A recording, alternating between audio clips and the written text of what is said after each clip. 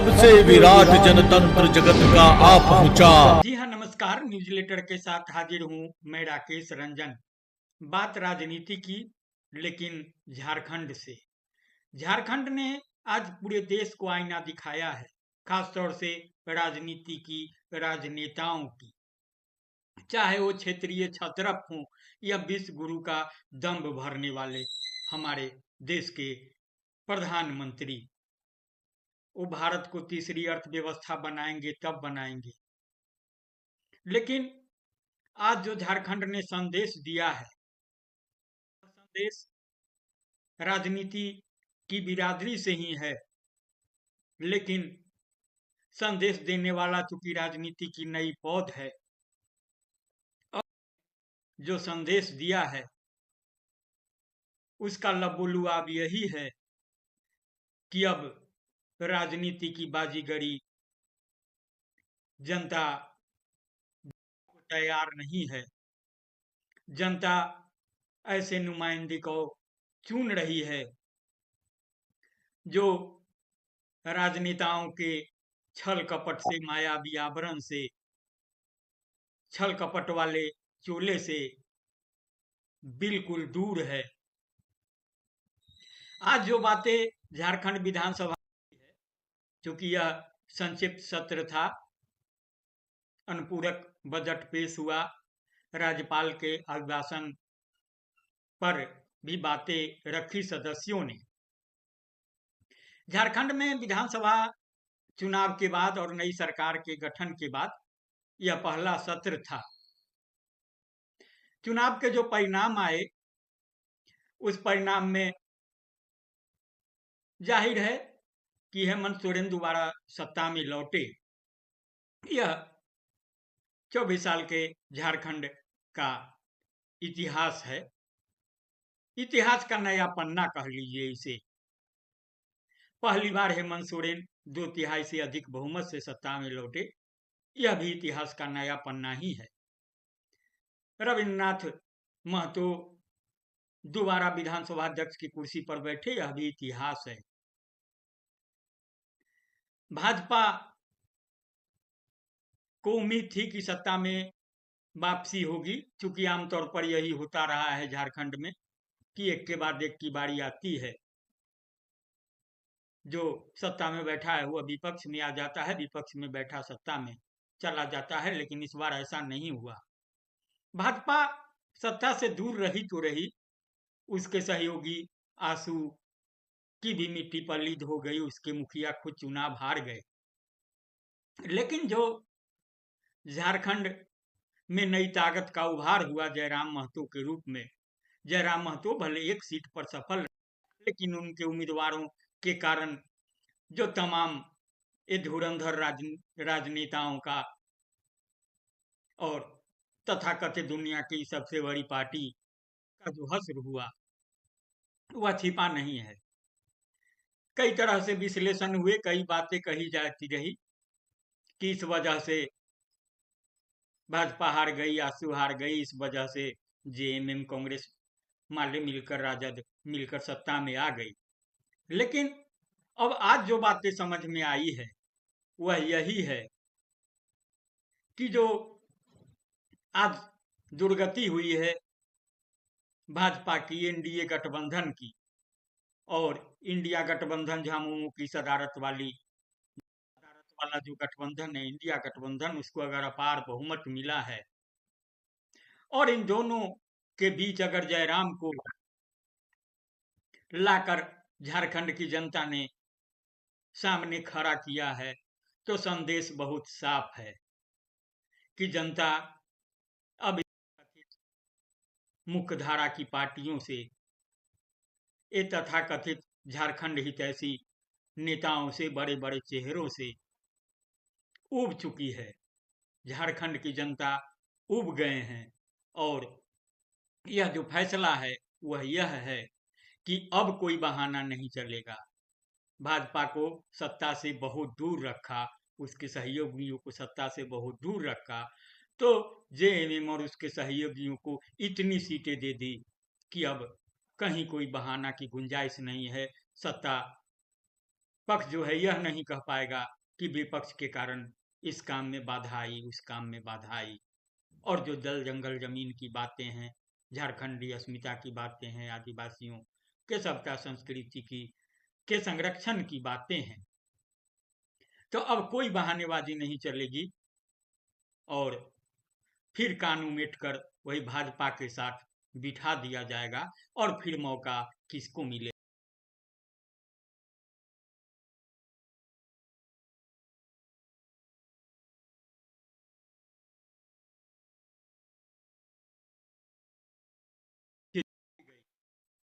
भाजपा इतनी हताश निराश, विपक्षी खेमे में पूरी तरह सन्नाटा, मूर्धन्य छाई हुई, कहीं से अपनी बातें नहीं रख पाई। जो एक लोकतंत्र में व्यवस्था है, जो विपक्ष होता है वह सरकार की सकारात्मक बातों के साथ होता है, बातों की आलोचना करता है। लेकिन जो एनडीए का खेमा है इतनी हताशा में दिखा कि मत पूछिए। उसमें जयराम महतो ने मोर्चा, वह बीच में आकर खड़े हुए, उन्होंने सरकार की अच्छी बातों का समर्थन किया। तो जो अन्य सवाल थे, जो जनता के सवाल थे, जिसको भटकाने भरमाने की कोशिश होती रही है, उस सरकार के साथ तल्खी से भी बात की। बातें 32 के खतियान की हुई, बातें नियोजन नीति की हुई, बातें जल जंगल जमीन की हुई, शिक्षा की हुई, और पूरी तरीके से जो एक लोकतंत्र, स्वस्थ लोकतंत्र की परिकल्पना है, उसकी बातें हुई। यही कारण है कि अध्यक्ष ने भी थोड़ा टोका टोकी तो की, लेकिन जयराम महतो को अपनी बातें रखने का मौका दिया, क्योंकि उन्हें जबरन चुप कराने का कोई आधार भी नहीं था, कोई तुक भी नहीं था। सत्ता पक्ष ने भी संयम, और विपक्ष का जो खेमा है उसका तो मैंने बताया ही। जयराम महतो ने बहुत अच्छी बातें कही। होता रहा है, जो खैरात देने की परंपरा चली है, 1000 ले लो, 2500 ले लो, चावल ले लो, दाल ले लो, ड्रेस ले लो, मिड डे मील खाओ, वृद्धावस्था पेंशन ले लो, विधवा पेंशन ले लो, ये बातें सम्मान की होती है। लेकिन जयराम महतो ने कहा कि यह कैसा सम्मान, समानता के बगैर सम्मान की बात कैसे की जा सकती है। एक तरफ माननीय, यानी जो मंत्री विधायक हैं, जो नौकरशाह हैं, उनके बच्चे प्राइवेट स्कूलों में पढ़ेंगे, महंगे स्कूलों में पढ़ेंगे, और झारखंड के जो आम लोग हैं, आम जनमानस है, उसके बच्चे सरकारी स्कूल में, और सरकारी स्कूलों की क्या स्थिति है। तो लगे हाथ सरकार और माननीय अभी बता दें कि किन किन के बच्चे सरकारी स्कूलों में पढ़ते हैं। सबके लिए समान शिक्षा, सबके लिए स्वास्थ्य की बात हो, सबके लिए रोजगार की बात हो। जयराम महतो ने जो सवाल उठाए कि आप जो भत्ता लेते हैं, जो बेचते हैं, जो टीए डीए आपको मिलता है, वह क्यों मिलता है, कैसे मिलता है। सीजीएल का मुद्दा उठाया, उन्होंने इस बात को खारिज किया कि सरकार कह रही है कि यह विपक्ष प्रायोजित आंदोलन है। जयराम ने कहा अगर यह विपक्ष प्रायोजित आंदोलन है तो भी कोई बात नहीं है, यह कह के छात्रों की ओर की अनदेखी नहीं की जाए, उन पर लाठियां नहीं बरसाई जाए। अगर कहीं कुछ गलत है तो जांच में फिर संकोच कैसा। सही बात है, बेशक जांच हो जाए, दूध का दूध पानी का पानी हो जाएगा। तो इस तरह की बातें हैं, काफी सराहना हो रही है।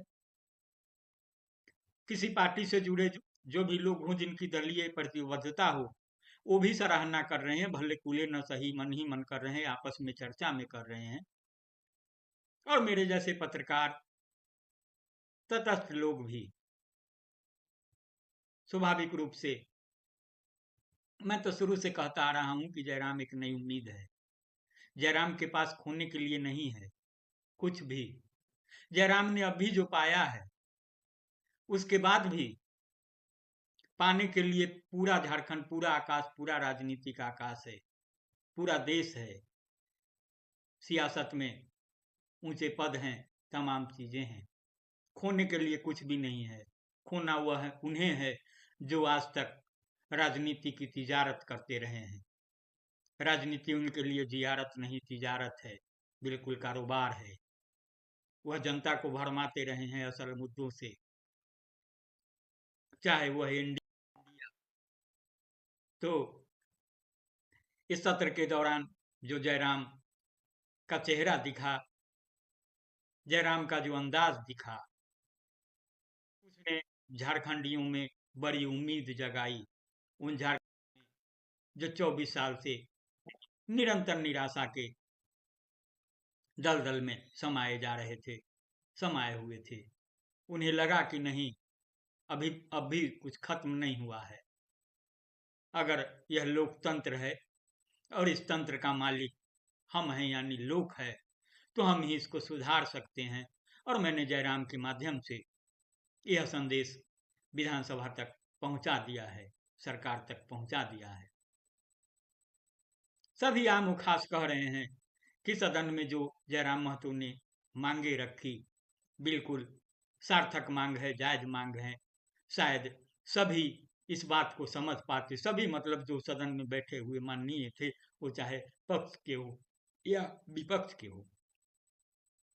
इस दौरान सदन में कुछ असहज बातें भी हुई।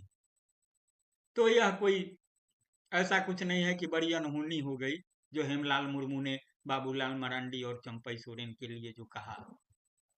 ठीक है, विपक्ष की ओर से प्रतिवाद आया। महिला प्रतिनिधि ने उठकर कहा कि भाई सदन की गरिमा का ख्याल रखा जाना चाहिए। यहाँ माननीय सदस्यों की कतार में महिलाएं भी हैं, उनकी भी अनदेखी नहीं होनी चाहिए। तो सिर्फ झारखंड की बात नहीं है, बिहार से भी आपने देखा होगा कि लालू प्रसाद यादव, पूर्व मुख्यमंत्री लालू प्रसाद यादव राजनीति में, सत्ता में कई प्रमुख पदों पर रहे हैं, तमाम चीजें रही है। उन्होंने नीतीश कुमार की यात्रा को लेकर के क्या कह दिया, आंख सेकने जा रहे हैं, क्या करने जा रहे हैं। विधानसभा में, देश के विभिन्न राज्यों की विधानसभा में, संसद में भी जो असहज बातें हुई है, हालात देखे गए हैं, वह भी सामने है। उम्मीद की जानी चाहिए कि जयराम के वक्तव्य को, जयराम के संदेश को पूरे झारखंडियों का संदेश माना जाएगा।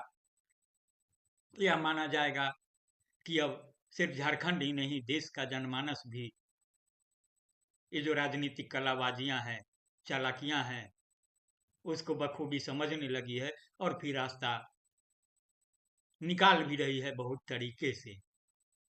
पिछला लोकसभा चुनाव का परिणाम देश ने देखा है। झारखंड का परिणाम भी एक आईना है और उसमें जयराम सरीखे युवा चेहरे का उभार भी। तो जयराम ने क्या बातें कही, आप खुद ही सुन लीजिए। और जो हेमलाल मुर्मू ने जो बातें कही है, उसको भी सुन लीजिए। और सुनने गुनने के बाद मुझे प्रतिक्रिया से जरूर अवगत कराइए। हाँ, आपने अगर newsletter with Rakesh Ranjan को अब तक सब्सक्राइब नहीं किया है तो सब्सक्राइब भी करिएगा, लाइक करिएगा, शेयर करिएगा। नमस्कार, जोहार। हम आपको ये कहना चाहते हैं, बाबूलाल जी, चंपई जी, ये विश्वास दिलाना चाहते हैं, आप अपने गाल को बजाना बंद कर दीजिए और चूतड़ में हल्दी लगा करके बावर्ची बनना भी बंद कर दीजिए। महोदय, मैं पुनः कहना चाहूंगा, महोदय 30 सेकंड 45 सेकंड का समय चाहूंगा। आदरणीय परम रहे, सीजीएल का मामला अभी भी गर्म है। यदि सरकार को लग रहा है वो सच्चे हैं, तो सांच को आंच क्या करा लीजिए जांच, सांच को आंच क्या करा लीजिए जांच। और अब कब तक बहाना दीजिएगा कि ये विपक्ष की साजिश है?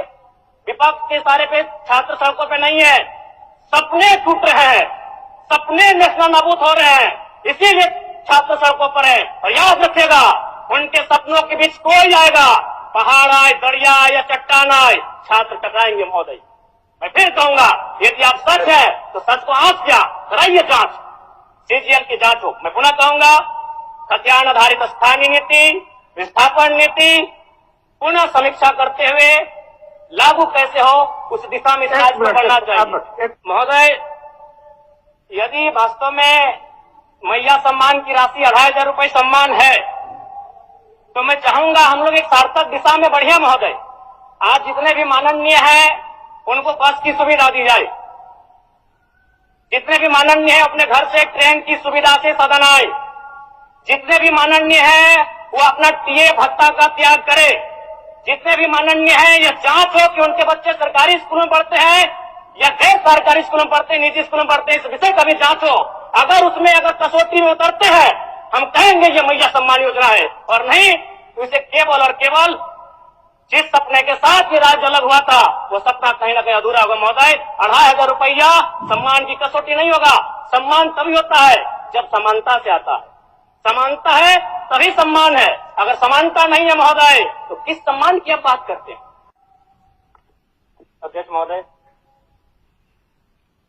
आदरणीय मुख्यमंत्री को दोबारा बहुमत से चुनकर आने के लिए भी धन्यवाद। माननीय वित्त मंत्री के द्वारा अनुपूरक बजट, द्वितीय अनुपूरक बजट जो 4,833 करोड़ 39 लाख लाया गया है, जबकि यही सरकार ठीक कुछ दिन पूर्व प्रथम अनुपूरक बजट, माफ कीजिएगा, प्रथम अनुपूरक बजट 4,833 करोड़ 39 लाख का लाया गया था, और आज पुनः द्वितीय अनुपूरक बजट जो कि 11,697 करोड़ 45 लाख की राशि लेकर आए हैं। तो महोदय, जब पूर्व में हमारे पास जो निर्धारित राशि होती है और उन राशि को अगर हम खर्च नहीं कर पाते हैं तो फिर ऐसे बजट का एक दिशा का होना और राज्य की दिशा का अलग होना, कहीं ना कहीं इस चरितार्थ को हम लोग उदाहरण के रूप में प्रस्तुत करते हैं। महोदय, बजट की सार्थकता तभी आम व्यक्ति को समझ में आएगी जब एक गांव का सबसे गरीब व्यक्ति, गंगवा की पत्नी गंगिया, अपनी गठरी में बाजार के बजट को रख पाए। आज तमाम माननीयों ने, हमने भी सोचा था कि पक्ष की तरफ से विषय को रखा जाएगा, विपक्ष वाले तर्क को प्रस्तुत करेंगे, और इसी बीच मैं एक नया नवेला युवा सीखने का कार्य करूंगा। लेकिन मैक्सिमम समय इन्होंने दिशाहीन मुद्दों पे रखा। तो मैं, चूंकि मैया सम्मान योजना मूल बिंदु रही, केंद्र बिंदु रही, किसी ने उसे सम्मान कहा, नारियों का सम्मान कहा, महिलाओं का सम्मान कहा, हम लोग भी महिलाओं के सम्मान के पक्षधर हैं। हमारे एक भाई कह रहे थे कि 2,500 रुपए की राशि जब एक स्कूल कॉलेज में पढ़ने वाली बहन को दिया जाएगा तो उससे वो स्कूल कॉलेज कागज, कॉपी, कलम की सामग्री लेगी। मैं कहना चाहूंगा, अगर आप उसे स्कूल कॉलेज जाने से पहले अगर 2,500 रुपए देंगे तो उसे आप निकम्मा और आलसी बनाएंगे। यदि आपको उस राशि को देना है तो उसके स्कूल कॉलेज जाने के बाद दीजिए, स्कॉलरशिप के रूप में दीजिए। मैं आज पुनः कहूंगा, क्योंकि आप सत्ता पक्ष में हैं, आप संभवतः अपने इस विषय को बचाएंगे, आप अपना पक्ष रखेंगे कि आपने मैया सम्मान योजना एक महान कार्य किया है। लेकिन मैं फिर कहूंगा, 18 साल, 25 साल, 30 साल की लड़कियों को जो आप फ्री में 2,500 रुपए दे रहे हैं, आप उनकी प्रतिभा को हनन कर रहे हैं, आप उनकी प्रतिभा को नकारात्मक दिशा में ले जाने कार्य कर रहे हैं महोदय। मैं इसे आप स्कॉलरशिप का रूप दीजिए। आप 2,500 रुपए देना है, स्कूल से पहले देंगे ना। मैं कह रहा हूं, मेरी भी सैकड़ों बहनें हैं गांव में, अगर आप स्कूल जाने से पहले 2,500 रुपए के हाथ में देंगे, उस पैसे को वह गलत कार्यों में, गलत नहीं कहेंगे, कुछ ऐसे कार्यों में खर्च करेंगी जो लुभावनी हो। स्कूल जाने के बाद, अटेंडेंस के बाद अगर आप देंगे स्कॉलरशिप के रूप में तो वो बहन स्कूल तक जाएगी। दूसरा सवाल और एक महत्वपूर्ण विषय महोदय, एक मिनट माननीय सदस्यगण, सभा की सहमति हो तो सदन की कार्रवाई समाप्त होने तक समय बढ़ाई जाए। बोलिए, अब समाप्त करिए, बोलिए। महोदय, यदि वास्तव में मैया सम्मान की राशि 2,500 रुपए सम्मान है तो मैं चाहूंगा हम लोग एक सार्थक दिशा में बढ़िया महोदय। आज जितने भी माननीय हैं उनको बस की सुविधा दी जाए, जितने भी माननीय हैं अपने घर से ट्रेन की सुविधा से सदन आए, जितने भी माननीय हैं वो अपना टीए भत्ता का त्याग करे, जितने भी माननीय हैं यह जांच हो कि उनके बच्चे सरकारी स्कूलों में पढ़ते हैं या गैर सरकारी स्कूलों में पढ़ते हैं, निजी स्कूलों में पढ़ते हैं, इस विषय का भी जांच हो। अगर उसमें कसौटी में उतरते हैं हम कहेंगे ये मैया सम्मान योजना है, और नहीं तो इसे केवल और केवल जिस सपने के साथ ये राज्य अलग हुआ था वो सपना कहीं ना कहीं अधूरा होगा महोदय। 2,500 रुपया सम्मान की कसौटी नहीं होगा। सम्मान तभी होता है जब समानता से आता है, समानता है तभी सम्मान है। अगर समानता नहीं है महोदय तो किस सम्मान की आप बात करते हैं? महोदय मैं पुनः एक चीज कहना चाहूंगा महोदय, 30 सेकंड 45 सेकंड का समय चाहूंगा आदरणीय परम श्रद्धेय। सीजीएल का मामला अभी भी गर्म है। यदि सरकार को लग रहा है वो सच्चे हैं तो सांच को आज क्या करा लीजिए जांच, सांच को आज क्या करा लीजिए जांच। और अब कब तक बहाना दीजिएगा कि ये विपक्ष की साजिश है? विपक्ष के सारे पे छात्र सड़कों पे नहीं है, सपने टूट रहे हैं, सपने नेशनल नाबूद हो रहे हैं, इसीलिए छात्र सड़कों पर है। और याद रखिएगा उनके सपनों के बीच कोई आएगा, पहाड़ आए, दरिया आए या चट्टान आए, छात्र टकराएंगे महोदय। मैं फिर कहूंगा यदि आप सच है तो सच को आज क्या कराइए जांच, सीजीएल की जांच हो। मैं पुनः कहूंगा खतियान आधारित स्थानीय नीति, विस्थापन नीति पुनः समीक्षा करते हुए लागू कैसे हो उस दिशा में राज्य को बढ़ना चाहिए। और महत्वपूर्ण विषय महोदय मैं ये कहना चाहूंगा, हो गया माननीय जयराम कुमार जी, हो गया। धन्यवाद महोदय।